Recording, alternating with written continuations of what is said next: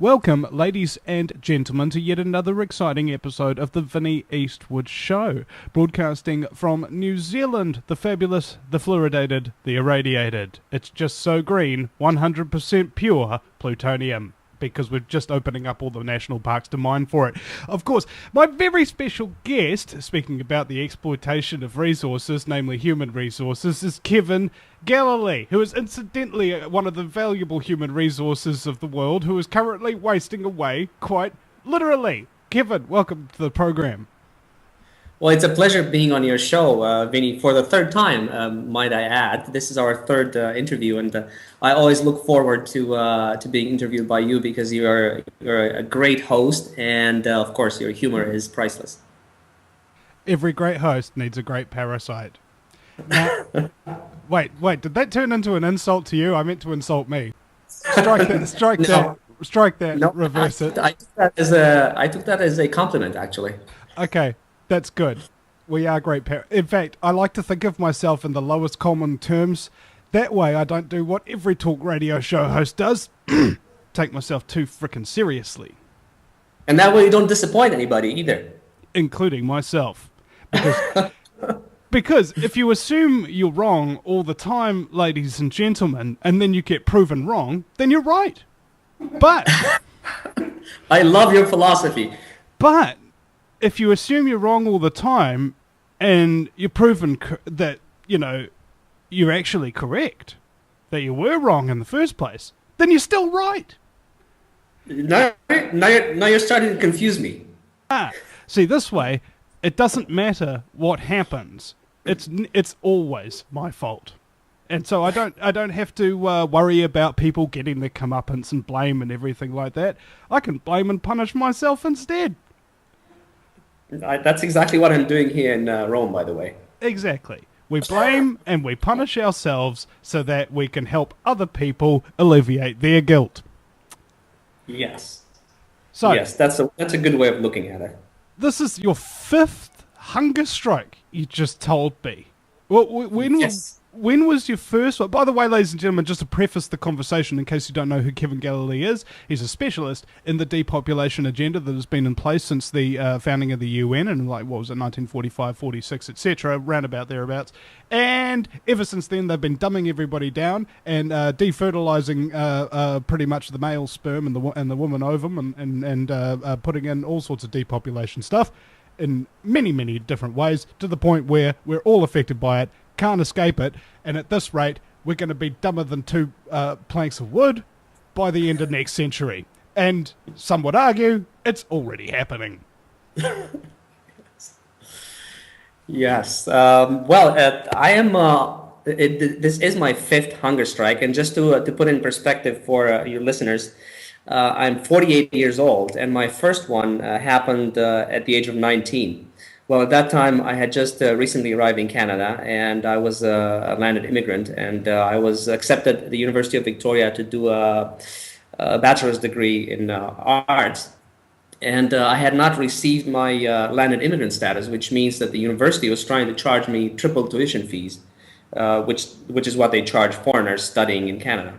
And I said, no, hold on there. I'm not a foreigner. I'm a resident. It's just because the Canadian government drags its feet with my application, that doesn't mean I'm going to pay a triple tuition fee. So I took a stand and I went on hunger strike right in front of the City Hall in Victoria, British Columbia. And within 7 days, the government caved in. They sent a person there to say to me, Kevin, you can stop now. We've processed your application. Okay, it's done.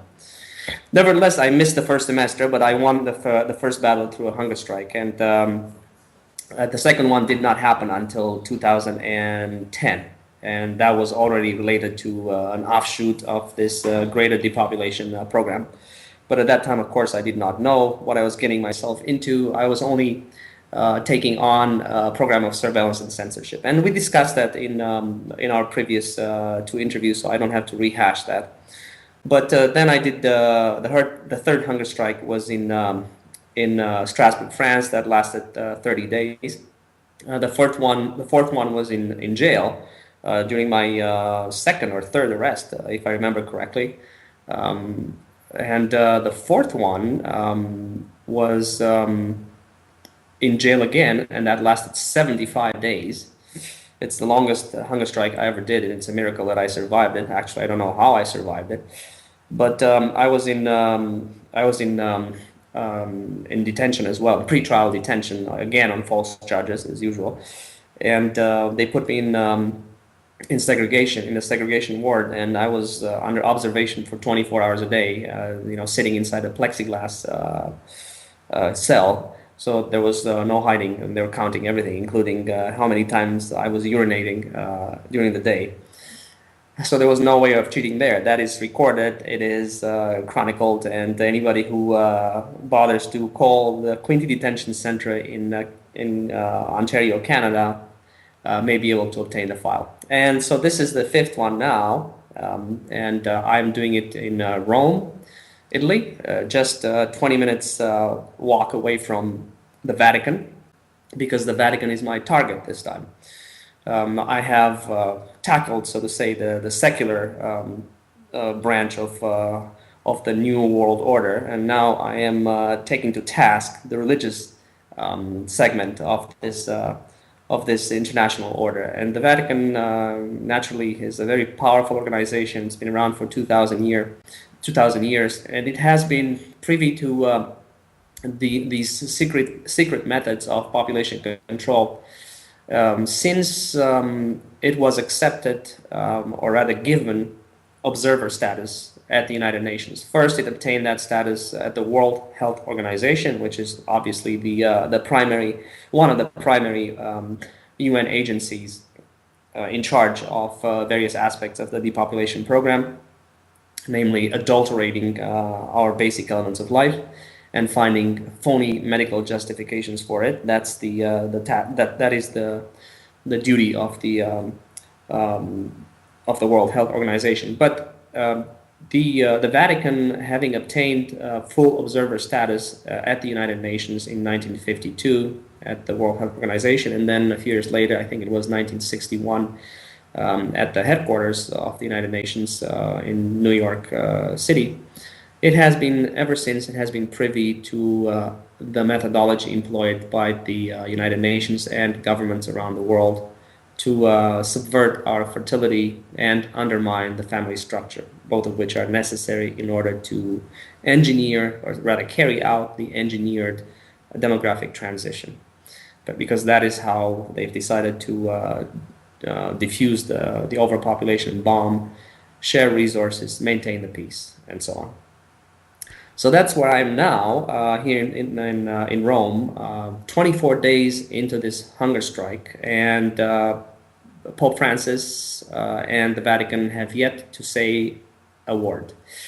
I go there every day to St. Peter's Square, which is the large plaza right in front of St. Peter's Basilica, and the Pope can see me from his window, because I wear this hand-woven white cotton suit made in India. So I'm very, very visible, strikingly visible. And of course, I'm wearing this on purpose because it has many, many connotations, and because it is visible. And of course, one of the connotations being that Gandhi wore something similar.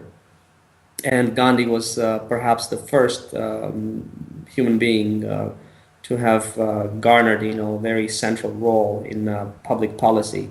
Almost as if to say, he's Gandhi, but I'm here now. Yes. But he wore something like that, and of course he did a lot of hunger strikes, or several hunger strikes, and that was his peaceful way of protesting. And I'm carrying out in this tradition. This is a time-honored tradition of peaceful protest. And the reason I'm doing it peacefully, is because I am really giving the authorities, or the elites, if you want to call them that, a last chance to address this and to address this while we are asking nicely and peacefully. Because I tell you this, if they don't address our complaints, if they don't back off and stop poisoning our children, I will have no choice after this hunger strike is over, and if I survive, and I probably will survive because I'm a pretty tough cookie, I will have no choice but to defend my children by any means possible, and that is that includes violent resistance. And I will have no hesitation to engage in violent resistance if they continue to poison my children and your children and everybody else's children. We are fully within our right. It is a self-defense. And anybody who commits genocide against us and thinks that they can get away with it just because they hold hands and they lie and they hide between walls of secrecy and deception, they are living a pipe dream, because these very walls that they have built around them to protect themselves and poison us are about to fall on their own heads and bury them alive. And I'm pushing those walls on top of them, and they better move out of the way and get out of our lives. We always use this term they, or the New World Order, or the Illuminati, and every now and again you get criticized for what you call these people, right? And we all know who they are and what they are. And I think the only term that actually really is a cover-all that kind of covers every base from which you're trying to really communicate is scumbaggery. Because that's ultimately what we're dealing with here, isn't it? It's pure, unadulterated, misfit scumbaggery. This certainly describes the character of this coalition of the unwilling. I like to call them the coalition of the unwilling, because that is what they are. That is how they came together. That is how they stay together. They're all in it. They are partners in crime. Nobody wants to be in it, but nevertheless, here they are. And they would all love to get out of it, out of the coalition of the unwilling, and I'm giving them now the opportunity to do just that. I'm giving them notice. This is the last notice, and they better listen, and they better back off. Anyway, before I proceed with the program tonight, I want to tell our listeners what I intend to discuss, and to put things in perspective, I want to just briefly mention the phases of this depopulation policy, and with the objectives that the international community or the people in charge of the New World Order want to. Yes.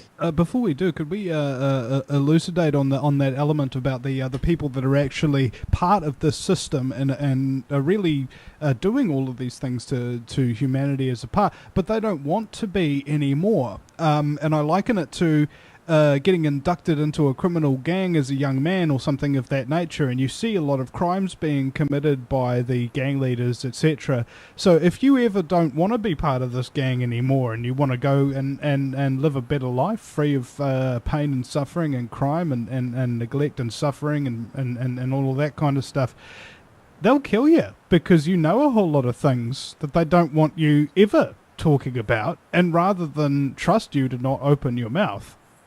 Yes. Well, the only people who are fully aware of the program, who have an overall perspective, are the very people at the top of the United Nations organizations and its various agencies. So the policymakers and the technocrats who have climbed to the very top.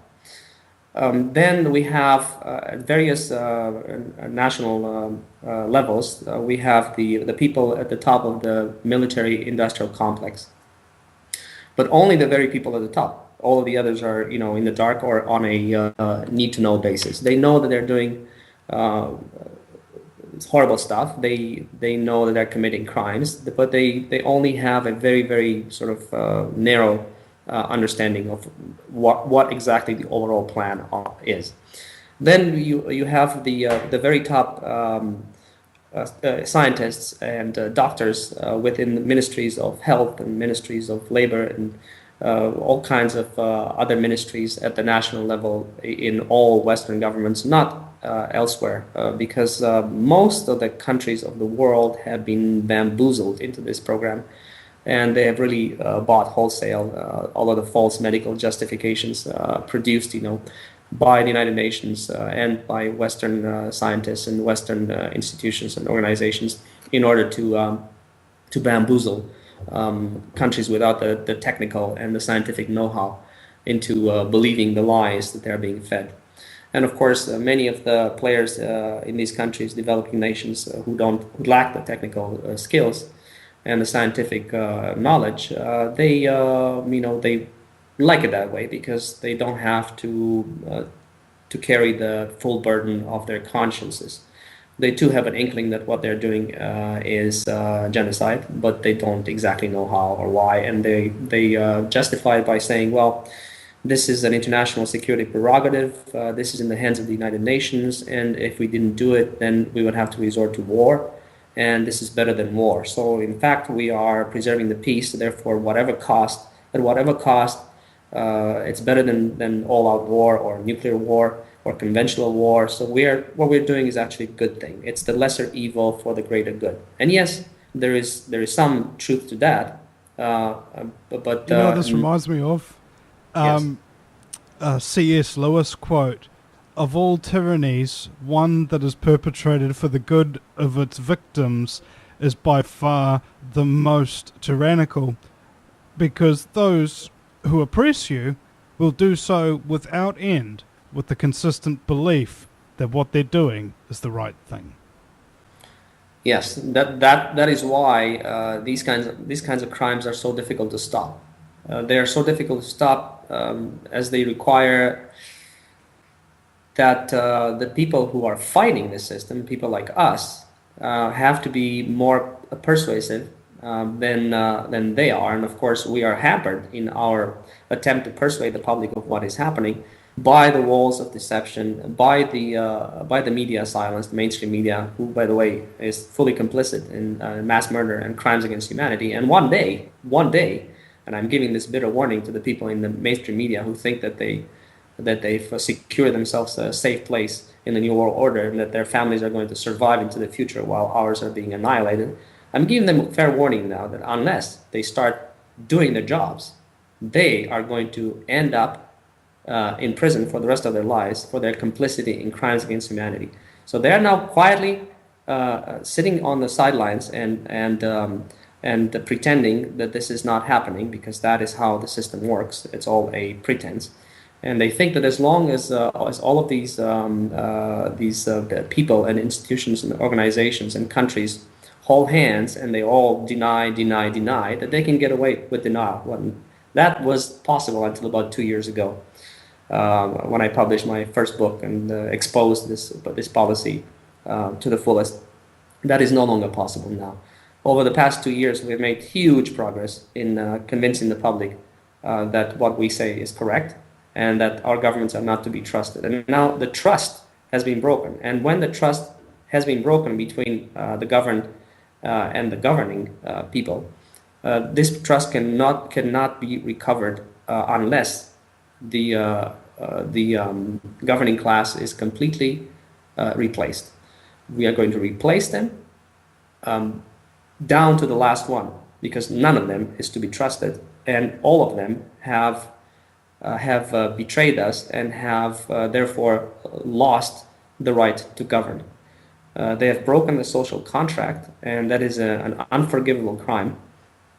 And their reign of power has become illegitimate.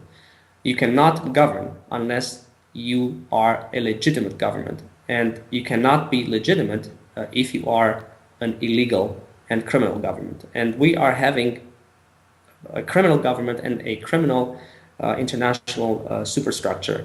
Yes, I know the reasons why, and I know the desperate situation they are in, but they no longer have the excuse that, let's say, the administrations of the 60s, 70s, and almost up to the 80s had.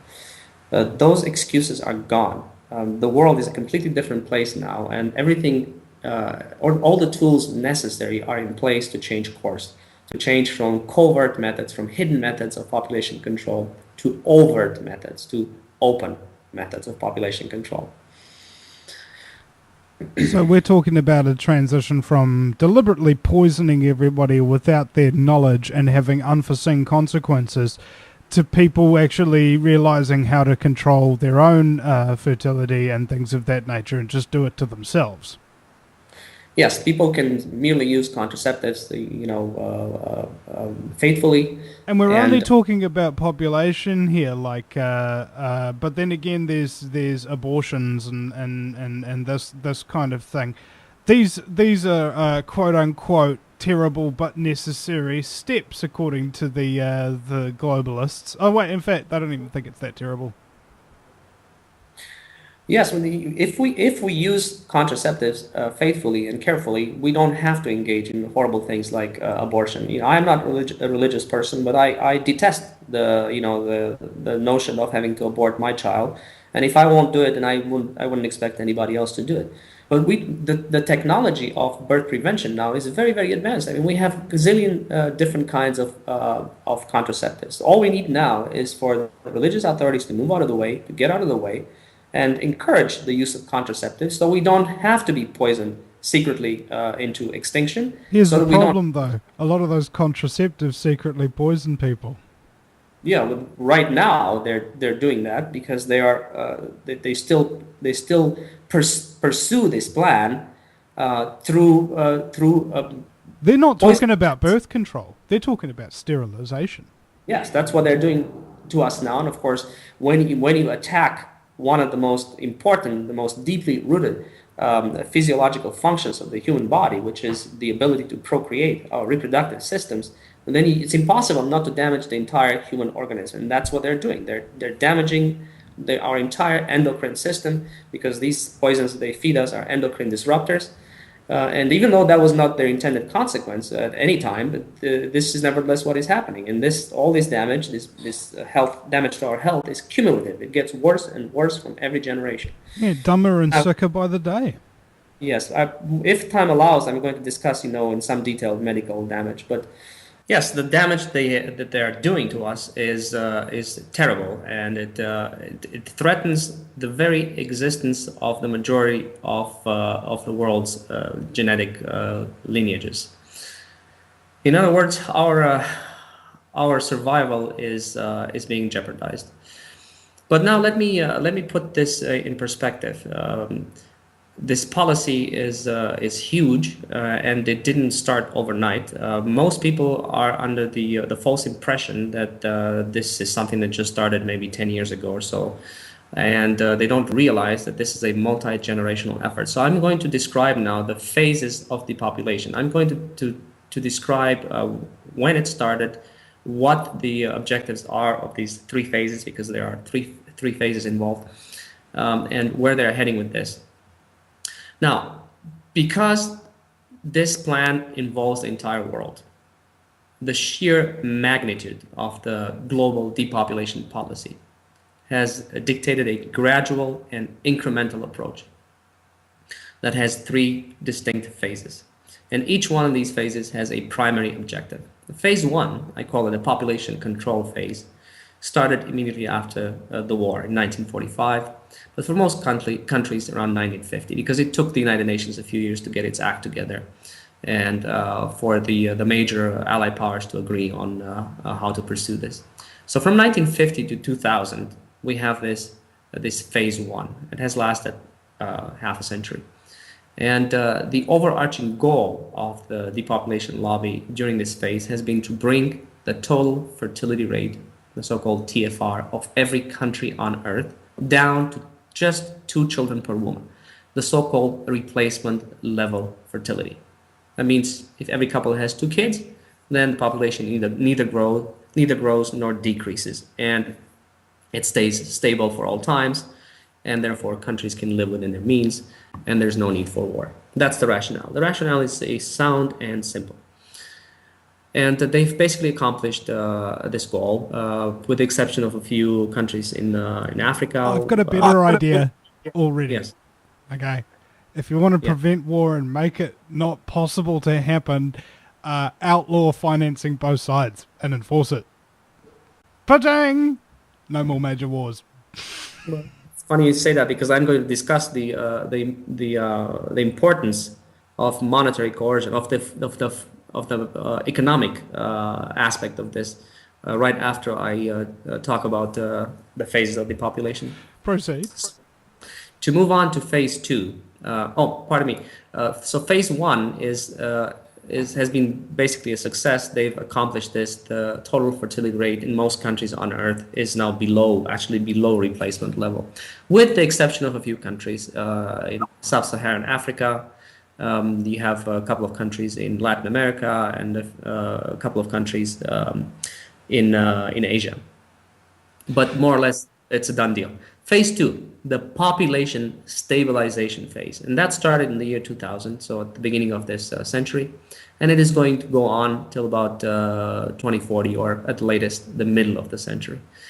And the overarching goal of this phase is to ensure that the global population does not exceed 9 billion, or at the most 10 billion, and that it peaks by 2040, or at the latest by 2050. And that's they deem this necessary because the existing landmass and our technology for growing food does not allow us to feed more than that. And to make sure that this happens, that they stop the global population dead in its track, and it starts reversing from then on. They've fully unleashed GMOs, genetically modified organisms, on the developing world and on the nations of the Middle East and the Gulf of Arabia, to ensure that the goal is reached, that the goal of keeping their fertility low is reached. At the same time, they have unleashed chemtrails on the population of the developed world to make sure that the baby boom generation, which has started retiring 5 years ago or so, that their lifespans are shortened, because during this phase, this demographic phase, we have now in Western countries and in the developing world, we have a population pyramid where there are more old people than there are young people. So there's not enough workers to sustain this retired population, and they're crushing all of the social systems. So they can't allow the baby boomers to live, for 30, 40 years in retirement. So they're making sure that their lifespans are shortened. That's how desperate the situation is. It seems to me that none of these people are in control who came up with this plan were raised properly and were never read the story. The woman who swallowed the spider to catch the fly that she'd already swallowed. You just wind up making things worse by trying to control things. In fact, let's take a quick break. We'll be right back, ladies and gentlemen, at the VinnieEastwoodShow.com, sponsored by the High Tea Cafe in Newland and Auckland there, and Blue Shield, as well as a couple of books. The Crowdfunding Revolution is one of them. We'll be right back, ladies and gentlemen. Don't you go anywhere. Welcome back, ladies and gentlemen, to the Vinnie Eastwood Show. My very special guest is Kevin Galalae. Now, I was talking before the break about how we had these unintended consequences, I call them. So like an onion, there's various layers of consequences that are all unintended. And it occurs to me that it's kind of like a snowball effect, like things are getting crazier and worse and worse. And I think this is because you have, as an elected official who has lots of secrets and covert methods of administering your power, you get a lot of it. And in so doing, just like every major dictator throughout history, has gone completely nuts. Yes, and there's actually a bit more to it than that. You see, they're in a very, very desperate situation, and they're just trying to stay one step ahead of disaster. They're trying to preempt disaster, and this is how they manage in justifying these actions, which amount to genocide, by saying, and actually truthfully so, they are preempting even wars. But of course, nobody could foresee in 1945 what would be necessary down the road, 50 years, 60 years down the road, once you've triggered this demographic transition. And this demographic transition, of course, is the attempt to make sure that the population stabilizes, then it reverses down to a sustainable level. And it's like the best analogy is like forcing a river to flow backwards, because it is a completely unnatural process. And this is why we see now that everything that governments do and the international community does it makes absolutely no sense if their function would truly be, to aid us, to help us, to make sure to ensure our welfare and our well-being. Of course, that is not what they're doing. What they're doing is they're trying to force this river, the river of humanity, backwards, back to a sustainable population, from a growing population, which is a natural population, to a shrinking population, which is obviously a completely unnatural process. So I was in the middle of describing phase 2, the population stabilization phase, which is scheduled to last 50 years as well, from the year 2000 to the middle of this century. And this is a critical period because we are being bombarded now from all directions with covert chemical and biological poisons, and of course subverted with psychosocial and economic methods. So we are under sustained attack from every direction. This is also a critical period because fertility rates in the poorest of nations are dropping like raindrops from the sky, without being accompanied by prosperity. And prosperity was always used to justify falling birth rates in order to conceal the true reasons for their decline. And this is raising suspicions worldwide. And many of the demographers are scratching their heads and saying, how the heck is this happening? And those who know, they obviously won't say a word about it until I put it all together and explain it for the world to see. Yeah. So now phase 3, the controlled depopulation phase, that is going to start around 2040 or 2050, provided that the goal of ensuring the population peaks is reached. And once the population peaks at 9 billion, the full panoply of fertility depressing agents and poisons that we're now bombarded with will remain in place to ensure a steady and controlled decline. Now, how low the population will have to decrease will be dictated by our consumption patterns and by our environmental necessities. But judging by how fast the developing world is aspiring to reach Western standards of living, and of course everybody wants to live better and better, everybody wants to reach Western standards of living, and judging how fast the fossil fuels and freshwater resources are being depleted, it is safe to assume that the global population will have to shrink by at least 2/3 from its peak of 9 billion, so down to about 3 billion.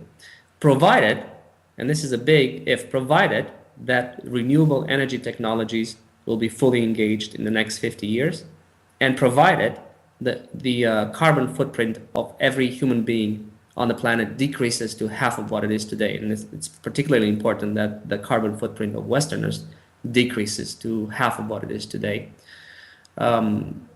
because we are the biggest consumers. Now, in the absence of these two accomplishments and of such sparing use of resources and universal use of advanced technology, the population will have to decrease to less than 1 billion if human civilization can halt the destruction of the environment on which its very survival depends. So these are, there's a lot of open questions there, and they're going to act accordingly, depending what the circumstances are, technology is. Will life extension technology exist for the people who can afford it? Well, that's the last thing they want. What they want is to shorten the lifespans of the baby boomers and not to lengthen them. Once the population is stabilized at the desired level, and it is sustainable, let's say by 2150, and I should have said, yes, I forgot to mention that this third phase will last about 100 years, from 2050 to about 2150. So by that time, let's say the population is stable, it's down to about 3 billion or down to 1 billion, depending on our, as I said, on our consumption patterns and technology. And then they can contemplate, long lifespans. For the time being, that's the exact absolute opposite of what they want. That would be a curse. That would be completely contrary to their desperate program of saving civilization and saving the Mother Earth, on which our civilization depends. That's the plan, and it has been pursued, with at great cost in human effort and money. And it is a miracle that they have been able to keep it quiet for this long. That tells you just how much effort they put into this and how few people actually are privy to the entire plan. Because most people are just, cogwheels in this huge international system that has probably a couple of million participants. one of the I've been debating chemtrails a bit on the internet lately with some people, and one of their arguments was it was impossible for chemtrails to happen because too many people would have to be involved. Well, think about how many people are involved in the general depopulation agenda, and it's only just coming out now, and it's been running for like near on half a century, mate. Okay, all right, trust me, it's more than possible. And I'm not even going to regale the cynics with that kind of idiotic questions. It's happening. It's real. It's here. So you accept it. They believe that Yeah. as if you're a KFC frontline employee, that you get given the Colonel's secret recipe the first day on the job. Okay, that's what they believe. Tantamount, isn't it? They don't Yes. give you secrets when you're on the ground floor, mate. Nobody who works for Greenpeace knows what the frickin' top person in Greenpeace is really thinking about or doing. If he's out collecting donations from unsuspecting hippies and things of that nature, do you think he knows how to run the entire global organization with copious quantities of resources and contacts and history about it and all of that kind of stuff? No! There's something deeper going on in anything that has a major public face. And if you don't know what it is, try and shut up for a second and learn from some of the people who claim that they do. Listen, I have no sympathy and no patience anymore for the doubters and the cynics and the idiots who won't accept the facts and don't have the courage to stare reality in the face because they're too invested in the system. I'm not going to waste my time with them. They are going to disappear from the face of the earth if they don't listen and read and their families, because for the time being, all we can do is sort of mitigate the damage done to our children until such time as we throw these criminals out of power and we take over and we take responsibility over the depopulation program. Because if we take the criminals out of power and we don't take over the responsibility over the depopulation program, we think that God is going to solve our problems or Christ is going to come back for the second time and magically solve our problems, then we're dreaming. Then we might as well leave them in place, leave the criminals in place in power today, because we'll be better off than taking over and doing nothing. Yeah. That's how crucial this is. But something that's interesting that I should mention about chemtrails and not this doubting nonsense is the following. The use of chemtrails, which poisons the air, it just shows you that it's in a sense their attempt to democratize death, premature death, because they themselves cannot protect themselves from the poisoning that comes from the air. They have to breathe this air too. And that is how they show the world. Eventually, they will be able to explain their crimes to the world. They're going to say, well, we have subjected ourselves to the exact same methods. We too are breathing the air. Okay, we have not done anything to you that we're not doing to ourselves, because that's how desperate the situation is. Okay, we're all our generation now. That is the baby boom generation. That is the generation before us, because I'm not a baby boomer. I'm only 48. Who have basically been involved in this program from the very beginning, or almost from the very beginning, are subjecting themselves to the exact same medicine, because they know that the only way to justify mass murder is if you even though you are in the know, if you are at the receiving end of the same methods. They know one of these days this is going to be public knowledge. This is going to be investigated. It is going to be in front of tribunals, and they will have to explain to the world why they've done this. So this will enable them to say, and truthfully so, that listen, we have not done anything to you that we're not doing to ourselves, because that's how desperate the situation is. So this is the important aspect of chemtrails, not this nonsense denial. It's interesting because that's one of the very reasons why the deniers say that chemtrails don't exist, because why would somebody do that to themselves? Because these people are not psychopathic murderers per se. What they are desperate policymakers who are saying, if we don't do this, it's going to be even worse. And they've withheld this because they didn't want the population, the general population, to have to face this kind of a decision. Can you imagine if they would have put this to a vote? They would have gone, on CNN and Al Jazeera and all of these mega media channels and said to the world, listen, folks, this is what we have to do. We have to poison our air because we have to shorten our lifestyles. Otherwise, the whole social system, the social structure is going to crumble. So can we have a vote? Can we have your approval? Are you okay with this? Do you think that the general population who doesn't understand dick about, about demographics and about politics and about geopolitics and about the desperate situation of resource scarcity, do you think that they would have said, and of course we also have, half the population who is illiterate, so they would have said, yeah, sure, go ahead, what the heck, go ahead, poison us. No. It takes a tremendous amount of knowledge, first of all, a tremendous amount of foresight, because you have to look into the future. And for the first time, humankind, the human race, the species, our species, has proceeded into the future by thinking, 100, 200 years ahead and acting accordingly. And not only thinking, generations ahead, with the well-being of generations that are yet to be born in mind, but also with the well-being of the earth that sustains us in mind. Because for the first time, the social construct that we have built from scratch, and that is, wholly independent of Mother Nature, it is entirely of our own making. For the first time, we have to subject it to a set of rules that considers the environment, considers the planet, considers the future, considers the yet to be born generations. This is a leap into a completely different kind of policy making and ethos. That's why it is so difficult. That's why they didn't trust us with this knowledge. They thought, the common man is just too ignorant and too caught up in his or her own little world to understand.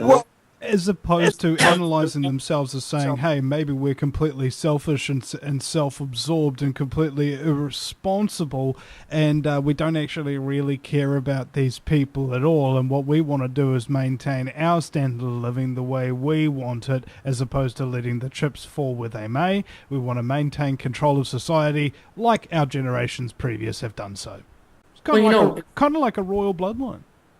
But Vinny, the reality is that whoever is in control, somebody has to be in control within a social system, because we live in a society. We don't live, under natural law. I don't think somebody has to be in control per se. There has to be a a middle ground or an equality there between those people who are doing the governing and those who are being governed, to be kept in the loop, sort of thing. But that's only possible now, because now we have the technology necessary to disseminate information rapidly and cheaply, almost free of cost. Exactly. So they could technically abandon all of this stuff and dephase it out, over a couple of decades or so, and gradually inform people about how to get stuff done using the technological developments and abilities that we have to enhance a direct form of democracy where people participate in their own demise rather than having it planned for them without their consent. You're perfectly correct, and this is exactly where the world is heading, because now the secret is out, and a secret policy cannot proceed without the cover of secrecy. But what I want to talk next about is something that many people have scratched their heads over, because they can't understand how this depopulation program fits in with the globalization program. And the two of them, of course, are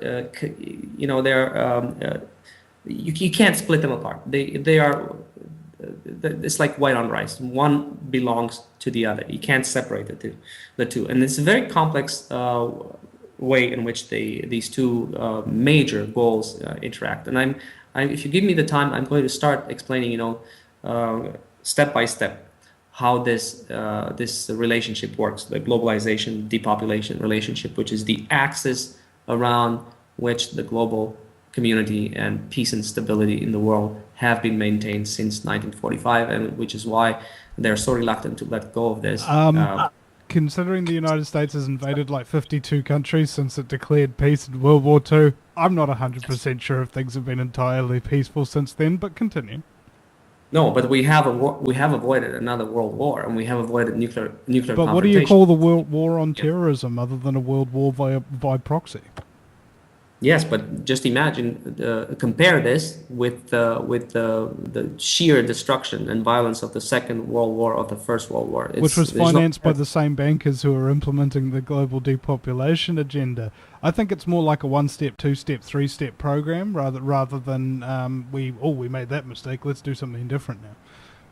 No, you're assuming that the leaders of the world and of countries have had full control. It's impossible to have the world under control. Even now, today, with the power and might of the United States of America, and with the international infrastructure that the United Nations has spanned across the globe, even now they cannot control the world. The world is uncontrollable. It's very difficult. That's not true. That's not true. Rothschild famous family quote, "Give me control of a nation's money supply and I care not who makes its laws." It's totally possible to control the world if you control the money supply of the entire world. We have the World Bank, IMF, Bank of England, Federal Reserve, the Reserve Bank of New Zealand, all the countries of the world with the exception of North Korea and Iran, and used to be Libya, have Rothschild-owned private central banks who control what policy gets implemented. This is the reason why your depopulation agenda that you've discovered has been able to be put into play, because it's been financed by somebody globally. I'm glad that you mentioned the Rothschilds and the banking system, because this is where I was going, and I'm going to shatter that myth. The one myth that needs to be shattered is that bankers are in control of the world. And let me start explaining, but you have to give me the leeway to explain this, because it is not an easy explanation. Okay? I'm going to have to give you quite some time for this, actually. Yeah, we've only got 7 minutes until the end of the segment. That going to be enough? No, but we can continue after in the next segment. Okay. Proceed. I want to show that the banking system is actually beholden to political decision makers who are using the power of money or monetary coercion to advance by proxy an ancient dream, the dream of a united world, which is a political goal and a worthy one. Now, having learned from history that international peace and security cannot be gained by conquest, and the two world wars were the hard lessons learned in this process, that it cannot be gained by conquest, thus by military means. Policymakers since the end of World War II have employed fiscal means to force the world into peaceful cooperation and coexistence. So monetary coercion has replaced military force as the method by which to secure global peace and prosperity, which are the fundamental prerequisites of a one world order. The Europeans, prior to this, mode of thinking and acting on the international stage, they just went around the world and took by force whatever the heck they wanted. That's why they built their colonial systems and so on.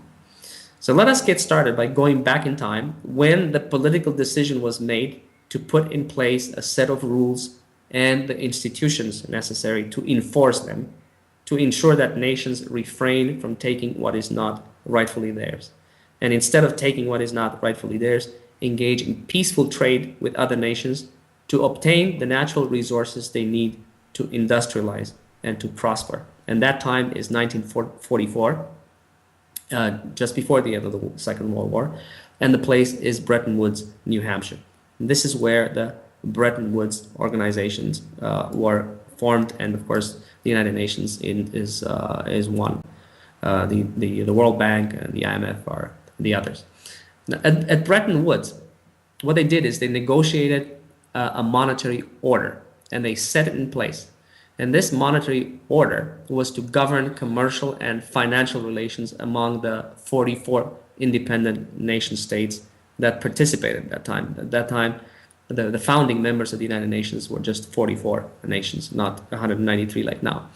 And so this new monetary order was set in place to govern commercial and financial relations in order to avoid wars of necessity over resources, obligated every country to adopt a monetary policy that tied every currency in the world to the US dollar, and also enable it to maintain the exchange rates and to empower the International Monetary Fund, the IMF, which was a newly formed institution, to bridge any temporary imbalances of payments, because in the past they had run into trouble. Whenever there was trade between nations, sometimes nations wouldn't, the debtors would not pay the debt, and of course that led to conflict. So they did not want to repeat that. They had to find a way in which to make international trade or trade between nations as fully functional, as smoothly functional as, let's say, going to your local market to purchase tomatoes and potatoes. So it was by this political decision, order was made from the chaos that previously reigned on the international arena with respect to how nations access vital resources that are found outside their territories, not inside. And when nations start industrializing, and that's what happened towards the end of the 19th century and the beginning of the 20th century, all of these Western nations were rapidly industrializing, and they were fighting for the same resources. They wanted access to oil and coal and steel and metals and so on. So by ensuring that everyone they pay for the resources they need, rather than take them by force, as was previously the case, the European model that led to 2 world wars, peace was secured. And to be able to pay for resources rather than take them by force, a system was created to recognize the value of each national currency and to facilitate trade between nations by allowing international financial transactions to take place as orderly and as smoothly as national financial transactions. So that's what Bretton Woods accomplished. It was, in other words, it was the first and most important step towards an integrated global economy. And ever since that time, the economic aspect of the international community, of this new world order, has become far more important than the military aspect of it. And even more than that, since the removal of the Glass-Steagall Act, they've become even more powerful. Oh yes. Now, let me continue with the history of this, because it's extraordinarily interesting, and it will remove so many misconceptions. It will enable people, our listeners, to put things in perspective, to know how this has evolved, how this plan has evolved. And we will continue doing that just after the break, ladies and gentlemen. Kevin Galalae is my very special guest. Back in a minute, and we're back with Kevin Galalae. Kevin, keep going, mate. I'm very keen. Yes. Now, the Bretton Woods order gave the US dollar a central role as the currency of global trade. There was no such thing before. To engage in international trade, every nation needed from that moment on to buy dollars before it could buy goods, resources, or services from other nations. And the US dollar became the reserve currency of choice, the international currency.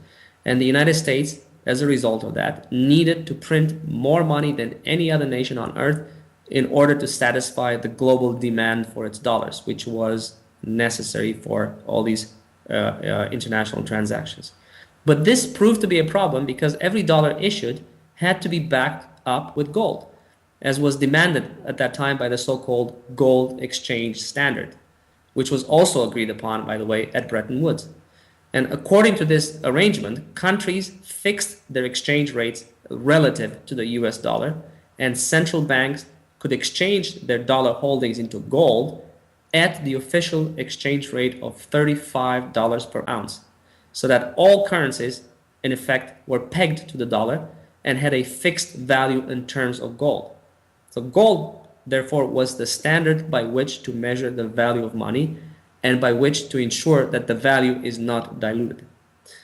But in time, this is what happened. They ran into trouble because the burden on the United States to back up with gold these vast amounts of dollars that it issued in order to facilitate global trade became too great for the United States. And the US was forced to abandon the gold standard.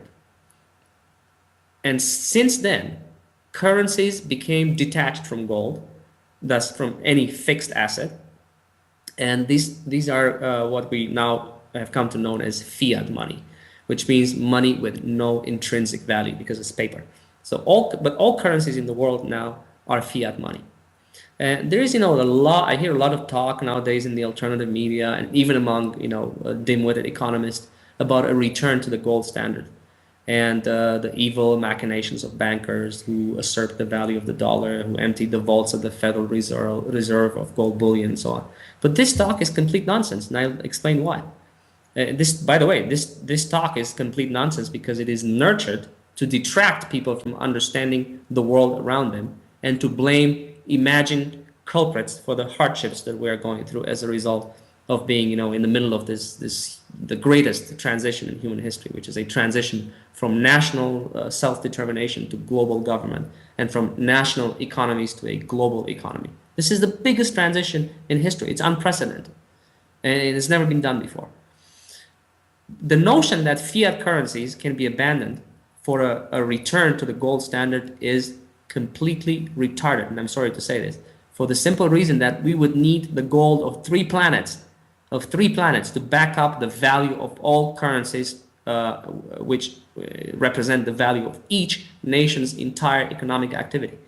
It's impossible. Fiat currencies came into being in the early 1970s for the very reason that there was insufficient gold to ensure the convertibility of the US dollar and also the Deutschmark, by the way, which were the two primary reserve currencies of the world, to gold. They could no longer convert these two world currencies to gold. There was just not enough gold to go around. Besides, no single precious metal is available, actually. Nevertheless, gold. No single precious metal is available in quantities large enough to be equivalent in value to the entire economic output of the world. And this shortage of metals is forcing nations now to even abandon small coins because the cost of the material itself, which is copper, is one of the main ingredients in coins, has become too precious, and it can be better used in other things because it's a conductor of electricity and whatnot. So the value of these metals that go into the coins is greater than the value of the smallest denomination coins, which is why all of these small coins are being abandoned elsewhere. Because this metal is so valuable and so precious, it can be put to better use elsewhere. So never mind that we cannot return to a gold standard or even a silver standard. We can't even get enough copper, for God's sake, to keep producing all these small coins. Now, you have to also remember that while gold output growth since 1950 has kept pace with world population growth, because they have both doubled, it has fallen behind world economic growth by at least 8 times. In other words, the economy has grown 8 times faster in the past 60 years than the amount of gold that we extract from the ground, which is why we had to abandon the gold standard in the 70s, when this huge discrepancy became painfully evident. So the skeptics who argue that the value of gold could be artificially raised to equal that of all economic output, this is complete idiocy, because in that case, a gold bar would have to cost millions of dollars or yen or euros. So why bother doing that? If you can agree to accept, the artificial valuation of gold to such exorbitant sums of money, then why not agree to accept the artificial value of paper or straw or cow dung, for that matter? So fiat currencies recognize this conundrum, and they spare us from having to amass these unimaginable quantities of gold and then stockpile them in the vaults of central banks to just sit there for nothing in perpetuity, to no good at all, which is a complete waste of human and material resources. So you see, money has no intrinsic value other than what is agreed upon by convention. Well, this is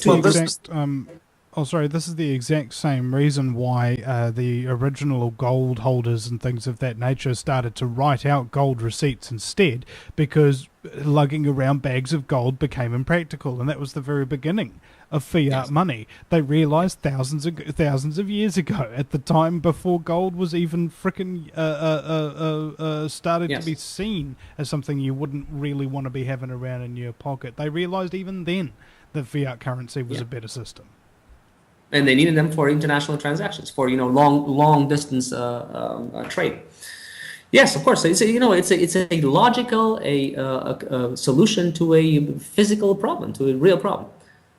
So now the money today has no intrinsic value other than what is agreed upon by convention.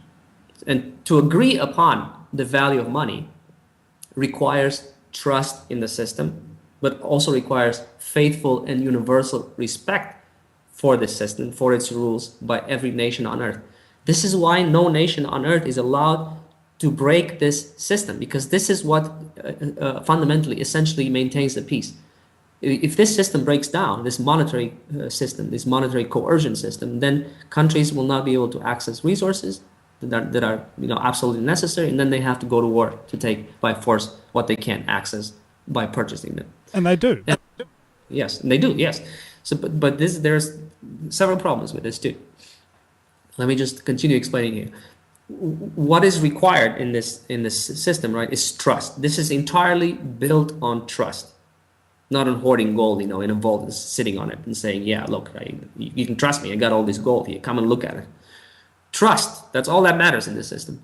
And the ability to agree and to consent that we respect the value of this money and we respect each other's money.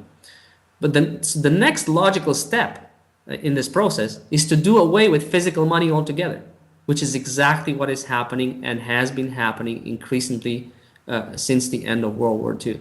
Because you have to keep in mind that the vast majority of financial transactions nowadays, and for the past 30 years, occur electronically and not by physically transferring large quantities of money, be it coins or banknotes. So they occur by physical transfer. Except if you're the CIA or a major cocaine dealer. Yes, but that's beside the point. But the CIA are a major cocaine dealer, so that kind of cancels each other out. I'm sorry, Kevin, keep going. They're the only ones still dealing with, in truckloads of cash still.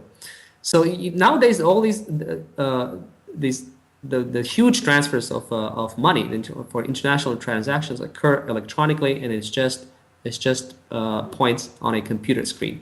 That is how money is being moved from one jurisdiction to another, back and forth, back and forth.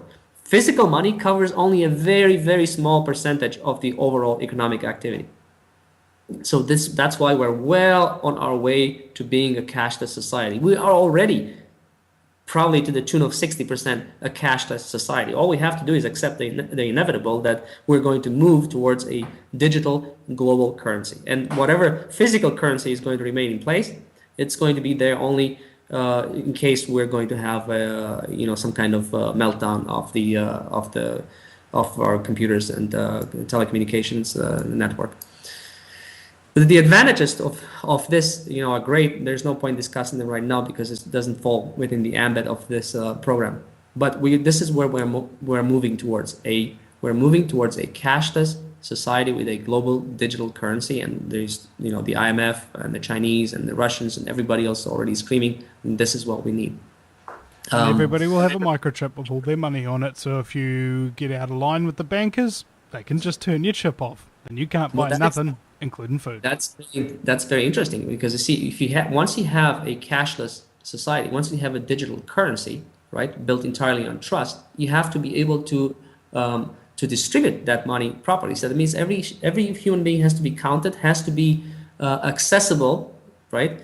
Has to be able to access the international monetary system. So it has to be part of the system. Otherwise, he or she will not be able to get the points, the electronic points necessary to purchase what they need.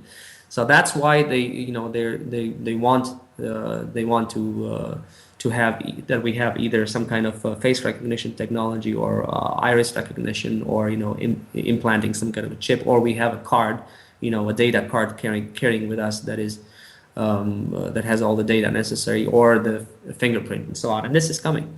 It's coming. That's why it's so important now that we get control of the global governance level, so that this power is not manipulated and abused, and they're turning us into complete sheep then. But there are tremendous advantages to a digital currency, and it is coming. The moves have already been made. What I want to discuss, to explain, because it's very, very rather complicated, is that what the international community has accomplished so far, and what the overarching, the great goals of this globalization, depopulation policy, or world order axis have been, and there are three. The goals that they have accomplished, that they have pursued, and they're still being pursued because some of them are not fully accomplished. Now I'll explain are three. One is economic integration. Two is political centralization. And three is the demographic transition. And these are at the absolute core of the international community. Let's start with number one, economic integration. Well, to achieve economic integration, we have seen that they had to put together an international monetary system, that they had to accept each other's currencies, that they had to tie each other's currency to the US dollar, that they had to facilitate free trade across borders, that in order to avoid taking resources by force and so on. So to achieve economic integration, what is required now is the impoverishment of the West, in a sense, and the enrichment of the rest. And this is a process that is ongoing and that transfers jobs, capital, and know-how from the developed world, where the population has started to shrink already, to the developing world, where the population is still growing. And this has robbed us in the West of economic stability and employment opportunities. And it has also robbed the developing world of control over their resources and of their native systems of social, of political, of economic, and of cultural organization. Because if the rest of the world is to function within this system, is to have currencies that have value, they have to have economies that produce. And in order to produce anything competitive on this international market, you have to be able to compete with the West. That means you have to adopt the same kind of manufacturing techniques, the same kind of technology, and so on, and work 9-to-5 jobs. And the vast majority of the world is not used to this kind of lifestyle. This kind of lifestyle is dictated by the technology, by the consumer goods that we produce and consume. So what is in effect now occurring is a giant and global act of restitution by the West towards the rest. If you want a restitution for the sins of our fathers and forefathers, sins committed during past centuries, slavery, colonialism, conquest, exploitations, sins that have led to an unbridgeable wealth gap between the West and the rest. A wealth gap, by the way, that also developed because we in the West were the first to industrialize. So had we in the West, been asked to voluntarily pay restitution to the world for the sins of our fathers, and had our counterparts in the people in the non-Western world been asked to abandon the traditional ways of life for Western affluence, we and they would have undoubtedly refused. That is why we were never asked. And yet, you cannot have an international system based on monetary coercion and on monetary and on a uniform economic system that allows everybody to access resources without homogenizing the world in this respect, at least in terms of economics, which is why economics has been at the forefront of global change. And this is why we have learned to hate bankers and the banks and debt and so on. So in the current context, the restitution that we in the West are paying is necessary to equalize wealth to an extent that is sufficient to achieve global monetary convergence. You cannot have global monetary convergence. You cannot have a global digital currency.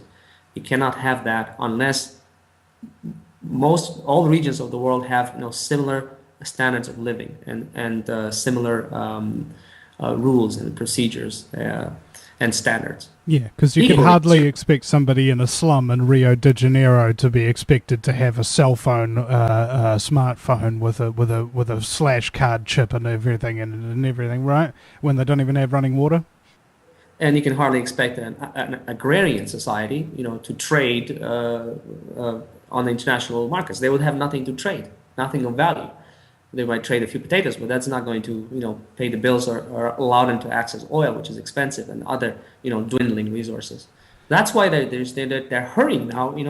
It's a crazy rush towards homogenizing, towards bringing the world, to a similar standard of living. So as they are decreasing our standard of living, in order to reduce our consumption levels, they are increasing the standard of living of the developing world, and in such a way, they're coming up in their consumption levels, we're coming down, and we're reaching, sort of similar standard of living, which is why our generation in the West now is the first one ever to be poorer than our parents, because this has been engineered. This impoverishment has been engineered in order to achieve this monetary convergence, and in order for the world to have more sensible consumption patterns, and in order to close the gap between the huge consumption levels of the West, because we used to consume 40 times more resources here in North America than, let's say, people in Africa, and 20 times more than people in Asia. But this gap is closing relatively fast. So in the current context, the restitution that we are paying is necessary to equalize wealth to an extent that is sufficient to achieve global monetary convergence, which we need desperately. We need desperately for another reason. Why? As technology improves and advances, as digitization takes over, jobs, replaces humans in the manufacturing process, more and more human beings are going to be displaced from the labor market, and the economy cannot employ people, even though now they're trying to find far-polluting ways of employing people in the service economy. And we have all these useless jobs and useless businesses in the service economy that are replicated all over the place. Gazillion different kinds of hamburger joints and that sort of stuff. They cannot employ people because people are displaced by these advanced manufacturing techniques. Now the economy can produce more and more and more goods with fewer and fewer and fewer people at a time when the population is still increasing. So unemployment has become chronic, and it's going to get worse and worse and worse. But how do you allow people in a fully monetized economy, right, which is all the industrial countries, all countries in the world, and all societies in the world, with the exception of agrarian societies, are fully monetized economies. People cannot survive in these environments unless they have a job. And now the society cannot offer jobs to people. So what do? This is why now you have, in the United States, 45 million people on food stamps, and money that is being given by the government, if you want, because these people cannot be employed, and more people will not be able to be employed. So now we need a fast transition, a desperate transition to a global currency, because only a global currency can enable the distribution of enough points, of enough money, for people who are no longer employed and they will never be employed, to survive, to buy the necessary goods and services to survive, despite being unemployed, despite not being productive members of society.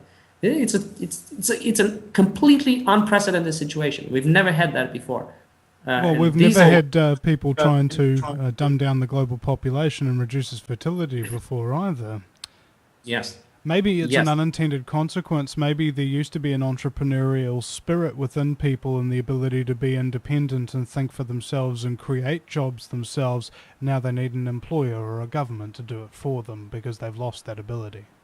But even at the best of times, Vinny, before we were poisoned to stupidity and apathy. Even at the best of times, entrepreneurs were a very small minority of the population. It takes guts, and it takes initiative, and it takes intelligence, and it takes courage, and many other things to be an entrepreneur and succeed at it. Most people they just want to work. They don't want to have to worry. They want to come home, and at 5 o'clock, hang their hat, plant their butt on the couch, and watch TV and eat potato chips. That's what most people want. Anyway. To be an entrepreneur, to run your own business, means you're going to have to work day and night, and you have all the responsibility on your shoulders and so on. And most people don't want that kind of responsibility. That's a reality we have to face. That's true. Now, to go back to the difficult explanations I was going through, analysis, if you want.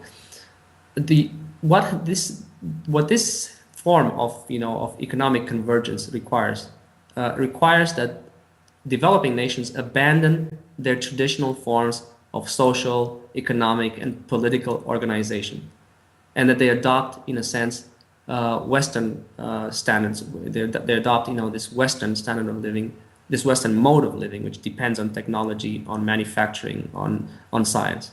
because that is what will provide the affluence necessary to compete for those resources on the international market, all of these people aspire. Everybody in the world, in the developing world, aspires to have Western standards of living, but they have no clue what that entails. They don't know the high cost and sacrifices of a Western type life. They don't know you have to work 9 to 5 and you have to be a slave to the economy, and you have to move wherever the jobs are, and so on.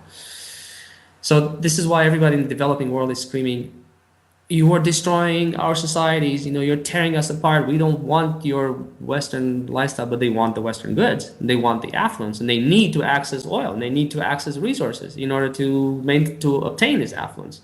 So you see that, we're blaming each other here, when in fact our problems are so deep, and they're caused by structural problems, by outdated systems, by the fact that we have this readjustment of an economy from an economy of nation states to a global economy, and on and on and on. There's so many factors here involved. Now, political centralization. This is the other huge objective that has been pursued, little by little, and actually by necessity, because you cannot agree on global rules of trade and so on without having some form of political discussions, or some kind of forum where you can make political decisions and come to an agreement internationally. So political centralization is in effect a byproduct, or was necessitated by this economic integration that has been pursued. But to achieve political centralization, which is a process that is still ongoing and is by no means complete, has required divesting national assemblies of power and investing international organizations with the authority to dictate to national assemblies. And this has robbed us, citizens, voters, has robbed us of the right to self-determination, at least in many aspects of our lives, especially international trade.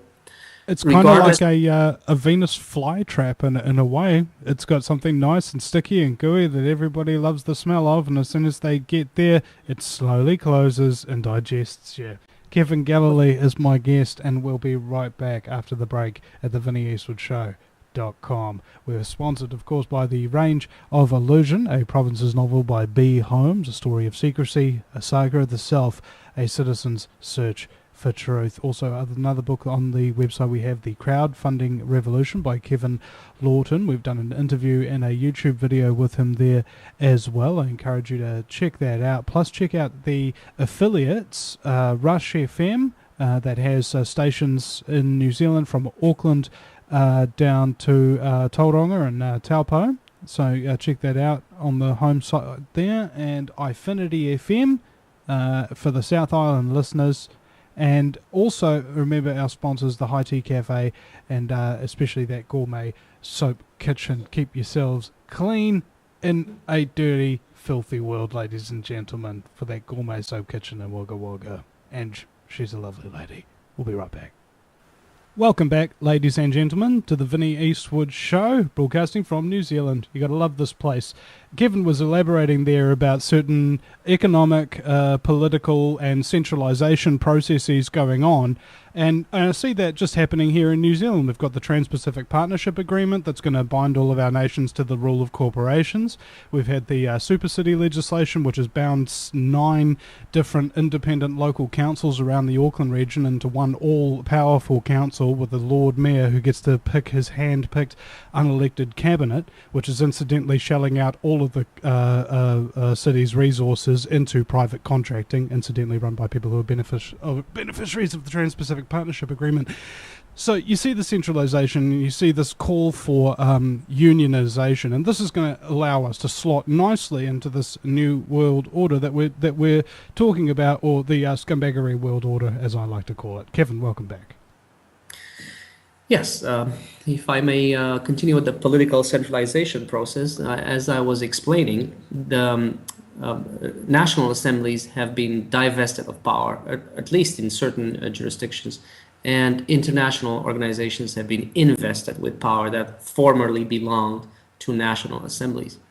And that was necessitated by the fact that all of these countries, now 193 countries, had to find a common a set of rules, had to find common ground to trade internationally, to keep the peace, to talk to each other, to solve problems. Now, of course, the problems run into all kinds of gamuts, environmental, not just economic, political, and so on, military. And how do you do that? Obviously, you have to designate certain issues, international security prerogatives, say, and then you send, as a country, you send a few representatives to push for the interests of your country, but at the same time to discuss the global issues and come to an agreement with all of the other member states. So now they've created, by necessity, an international political infrastructure, and this international political infrastructure has robbed us, nation states, of self-determination in specific areas. And that is why democracy has been replaced with plutocracy. That is to say, the rule of the people has been displaced by the rule of a dominant minority. And it was not necessarily because it was intended that way. It's out of need. Imagine you have 193 countries now, and if you were to send all of the MPs, all of the members of parliament of every country to this international forum, to this international government, if you want, it would be complete mayhem. You would have, tens of thousands of politicians trying to reach consensus on something. So obviously, it's not practical. You cannot work that way. So it was by necessity that that the international superstructure became plutocratic rather than democratic, or at the very least so limited in its membership that is, even though democratic between the few members, the privileged members who are representing the countries there, it's not democratic for the rest of us because we don't have a voice there. And yet this political centralization is necessary in order to complete the transition from a world organized according to the interests of nation states to a world organized around common global interests. Without the political and institutional infrastructure to carry out this process, there can be no coordinated and peaceful action. And humanity will forever remain separated by artificial borders and incapable of solving the material, the environmental, the political problems that threaten our very existence. The reality is that the will to accomplish global unity could not have been initiated, let alone coordinated, by the national assemblies of the world's 200 or some countries, all of them independent nation states, all of them with their own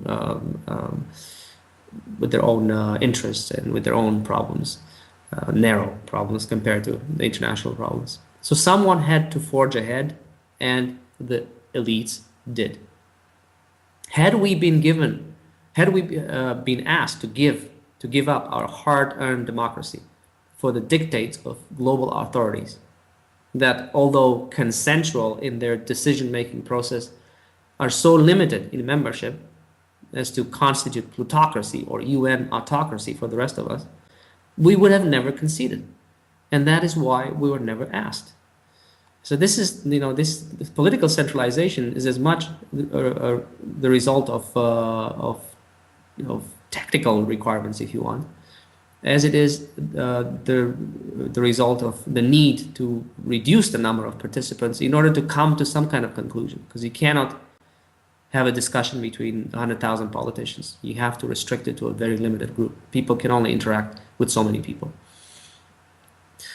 And that is the process of political centralization. But what this political centralization has allowed the world is to have now sort of concentric circles of jurisdiction. You have now the international governance level with their own areas of jurisdiction. And then you have the national governments with their own areas of jurisdiction. And then you have the regional ones, and then you have the local ones. And they try to stay out of each other's way so that things work smoothly. And the fact that you have this separation of power, from the international superstructure to the national, to the regional, to the local, this is what enables the people at the global governance level to pull strings and to force national assemblies to do what they want them to do, despite the voters' interests and the voters' complaints and objections. And yet that is the only way you're going to keep the peace between all of these nations, all of them with their conflicting cultures and political systems and histories and animosities towards others and so on. It has been a very difficult process, but here we are, and for better or worse, they are keeping the peace. And the best thing we can hope for is, and we have to do now, is to make sure that we get control of the global governance level, that we democratize that. And now that it is in place, we can do it. The third objective of the international community, which is the most difficult, because it's the one that has required the most immoral, unethical, criminal decisions, if you want, is the demographic limitations that they had to impose on the world, because we live on a planet with finite resources. There are no new continents to discover. We cannot send our excess population anywhere, to open up new agricultural fields and to populate, new continents. They don't exist. So the demographic limitations. Now we've reached the limits of the planet, and now we have to learn how to live within those limits. And in order to do that, they knew there was no other way but to make sure that the population stops growing. And since we have already outgrown our resources, they have to ensure that the population shrinks. So to ensure that we break free from the cycle of poverty, that we live within the planet's ability to regenerate itself, and that we don't resort to wars of necessity, which is what has trapped us, for millennia in conflict, followed by conflict, and that we don't exhaust the world's resources that belong to future generations, and that we also leave behind a world that is clean and with a healthy environment, not a world denuded to our children and to future generations. And that to ensure that we restore balance between nature and human civilization. All of these has required that we undergo a brutal process of diffusing the population bomb and shrinking our numbers. And this process started in 1945 and is ongoing, and everything, absolutely everything, including our survival, hinges on its completion. And this process is euphemistically known as the demographic transition. And at its core, it is at the core of the international community because it represents the obverse and the hidden side of globalization. And what this process requires in order to reverse population growth and stabilize the global population, which is a completely unnatural process, as I had explained, what this process requires is our secret poisoning with chemical, biological, bacteriological agents that cause mass sterility and selective morbidity. This process also requires psychosocial and economic manipulations that undermine the family structure so as to suppress and inhibit the formation of large families. That's why we no longer have, families with 10 children, like used to be the case. And this process has done untold damage to the genetic and intellectual endowment of humanity. This process has come to be covert and heartless because insurmountable obstacles stood in the way of legislating family size. And I explained those insurmountable obstacles, in my books and in our previous interviews. But to make a long story short, there were three. In 1945, there were no birth control methods available. The political process, the democratic process, made it impossible for politicians to stand in front of the electorate and say, if you elect me, I'm going to introduce population control and limit your family size. No politician would get elected on a platform like that. So that was the second insurmountable obstacle. And the third one was the intractability of religious authorities, and especially the Catholic Church, which committed itself early on to an absolutely no contraceptives. We don't allow these contraceptives. We don't allow abortion and so on. And I can understand, the reluctance to abort, and I'm fully on board there in this respect with the Catholic Church. But there's absolutely no need to stand in the way of legitimizing and encouraging the use of contraceptives. So those three insurmountable obstacles stood in the way to legislation. So that's why they drove the depopulation, a population control program underground.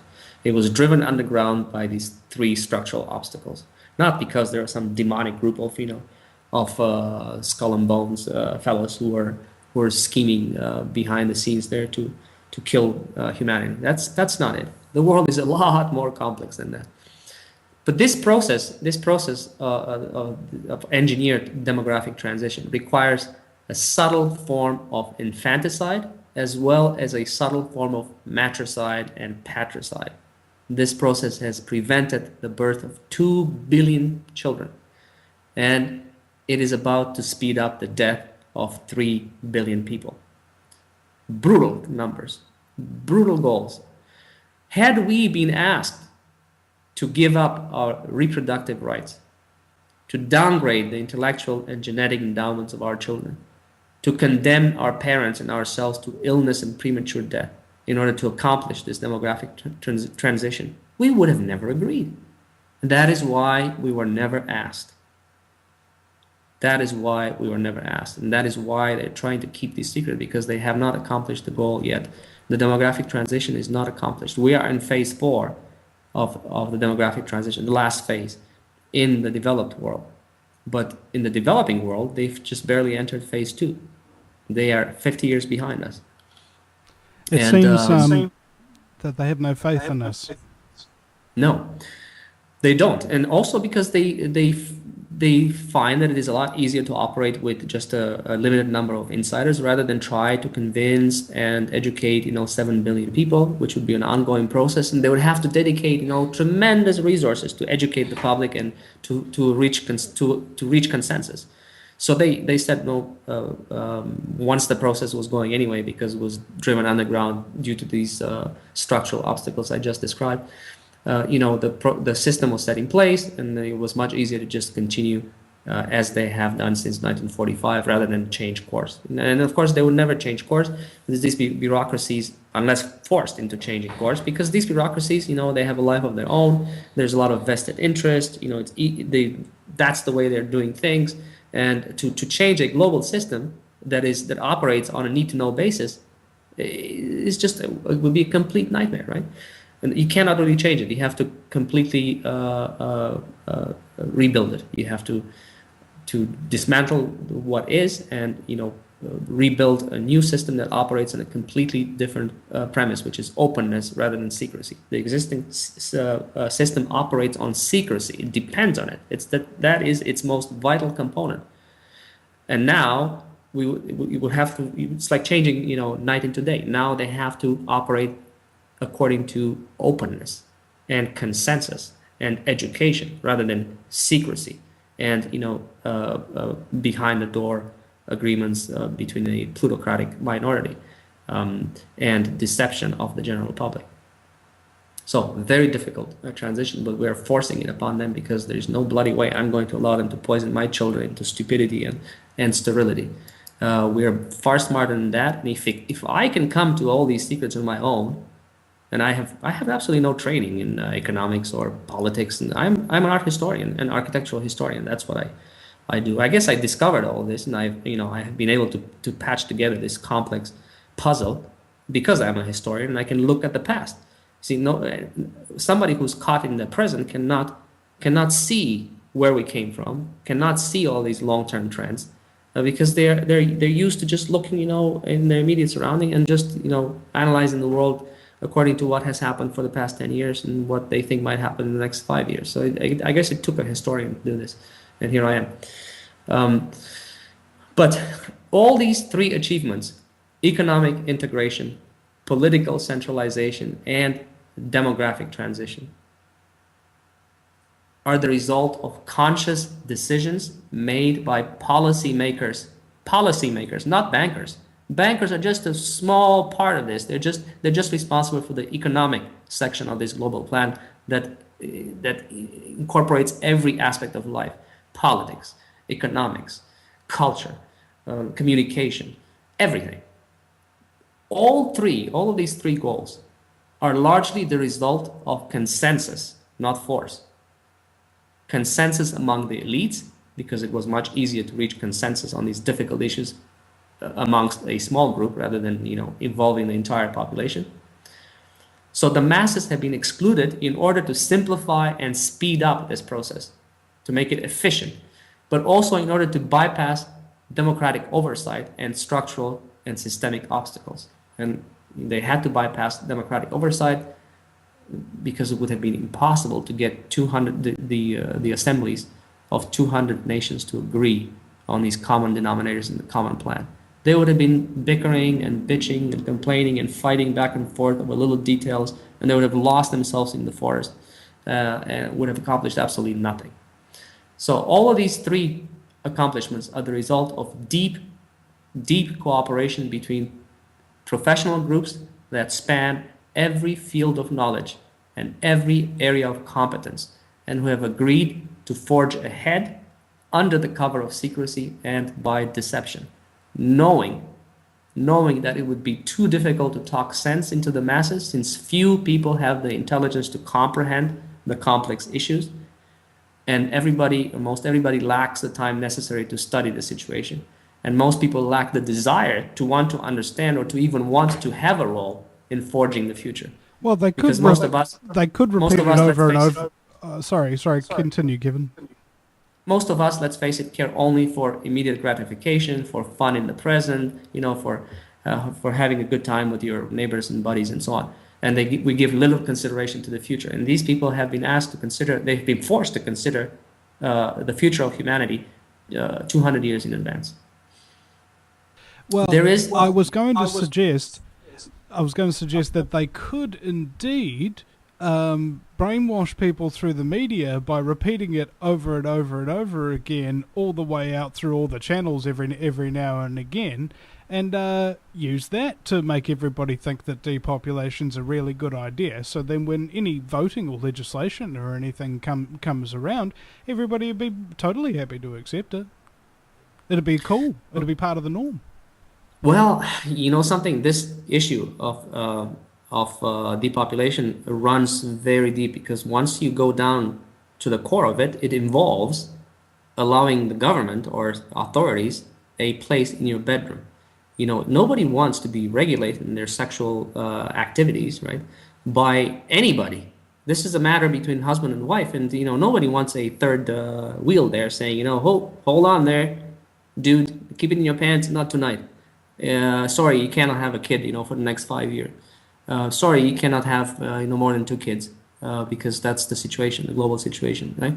You see, this goes down to to the most basic and one of the most powerful instincts, the urge to procreate, and we all know how difficult that urge is to control. Oh yeah, but we've got pornography all over the place, so people are getting their sexual jollies without even having sex or even anywhere near like that. A man could easily spend his life never within reach of a woman and never go without one. Yeah, and now that is possible now, because they've made sure that there is pornography available, so people can have release, if you want, relief. In 1945, if you even talk about anything that's even remotely sexual, you would have been booked immediately in prison for under obscenity laws. Ironically, so we have a completely different environment now. Now we can talk about these issues. Now this is considered a health issue, no longer an ethical issue. It reminds me of a Brave New World, because there's another consequence of this is not only do people some people potentially have even less sex and have less desire for real sex as a result of the proliferation of pornography, but there's also a increased element possibly of promiscuity, so it would also increase sex for some and decrease it for others. So at the end of the day, you still need mitigating factors according to this philosophy of population reduction, don't you? Regardless. Well, yes, but regardless of whether you fall under the category of a person with an increased sexual appetite because of this, everybody is far less capable of producing children, because our sperm is so substandard than previous generations were, who had not been interfered with through covert chemical and biological methods. So, even though people may have sex now more often than in the past, which I doubt that's the case, their sex is going to be fruitless because it will not result in a childbirth, in conception. So these are the problems. This is how the depopulation policy hangs together or relates to the globalization effort, and therefore to the effort of the international community to maintain peace and to ensure, or at least forge, some kind of semblance of global prosperity and avoid war, so that we don't fall victim to three huge threats: the threat of nuclear annihilation, for one thing; the threat of mass global famine, two; and the third one, the threat of environmental devastation. These are the three threats that are hanging over our heads now, because we are in effect, in a sense, victims of our own success as a species. We're so successful. We've displaced every other species on Earth. We don't have any predators. We don't have any enemies. There's nobody to stop us. This is why only man can stop man, and this is why our governments have become our predators in a way. The international community, the United Nations, is the predator, in a sense, of humanity, because they are there to stop humanity from spreading out of control and destroying everything that our lives and all life on Earth depends. Just imagine the paradox, right?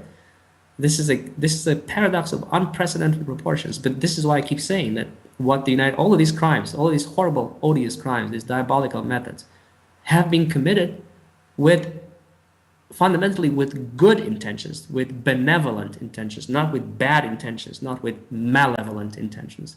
Even though it's a very hard concept to grasp. But if they hadn't put together this force to stop humanity, right, we would have already self-destructed because we have nobody to stop us. Those are the realities we face. Now, from this generation onward, the notion that anybody will be able to have more than 2 children is going to be completely buried. Large families are done with. We're already at beyond the limits of Mother Earth, and from now on, in perpetuity, for all times, families are going to be restricted to 2. And might as well do it voluntarily, because if we don't do it voluntarily, they're going to poison us. And when they poison us, many of us will become completely sterile and will completely disappear. By taking responsibility and voluntarily saying, we're going to do this, stop poisoning us, at least all of us will be able to continue our lineages. No lineage, no family line need to be terminated. So we will democratize global governance. We will democratize this demographic process of shrinking the population and bringing the human civilization back, in tune, in balance with Mother Nature. I think we can do it quite easily the same way we've gotten people to stop smoking in Maine. Is just give everybody crap about it all the time, I know, Vinny, I know people are going to get this. We're not stupid.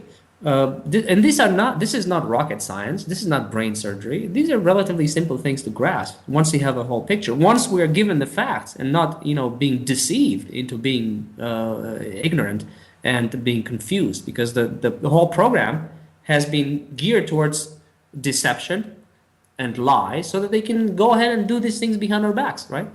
Now the entire program has to be geared towards education, consensus, and responsible citizenship, but also towards building this new ethic of a global consciousness. We all have to think now in global terms. In other words, we have to think what is good for the world and for future generations, not just what is good for John and Joe and for the city in which you live. That kind of mentality is completely gone. We can no longer hide behind national borders. We can no longer hide behind, ethnic limitations and behind, notions that this is my group and the whole world can go to hell. That mentality has to be buried. Otherwise, we're all going to hell. Now, also, the world's getting a bit more dangerous place lately, isn't it, ladies and gentlemen? You see the threats all around you. It's in your food, it's in the air, it's in the skies, it's on the ground. It's permeated and saturated every facet of our lives. And basically, we're going to be given now one thing we didn't have before all this stuff came around, a choice about whether or not we take responsibility so that these scumbags who are poisoning us no longer feel that they have to. Kevin Galalae has been my very special guest. What's your website there, Kevin, quickly? People can find me on LinkedIn or on Facebook. Of course, since I've been imprisoned 6 times to stop me from bringing the truth, I have not been able to maintain my personal website. And that I'm just, putting back my life together again after 6 imprisonments and 10 months in exile and a year behind bars. But now I have earned, this privileged position of being able to say what nobody in the world can say. No politician, no UN technocrat or bureaucrat. However, if people want to support us, we do need the public support at this time here in Rome to complete my task here, to be able to force Pope Francis to speak up. And if anybody wants to donate a few dollars to our fund, I would appreciate it. And the donations link to that is www.gofundme.com/5FQTTC. That's gofundme.com/5FQTTC. And we don't need a fortune. We just need people to donate a few dollars so that we can stay here for as long as it takes to force Pope Francis to come clean, to change the church's policy, to allow contraceptive use, which would clear the way for secular institutions to bring the population control into the open and encourage people to use contraceptives rather than poison us behind our backs. Yeah, that's right. Come clean, Pope Francis, promote the use of condoms.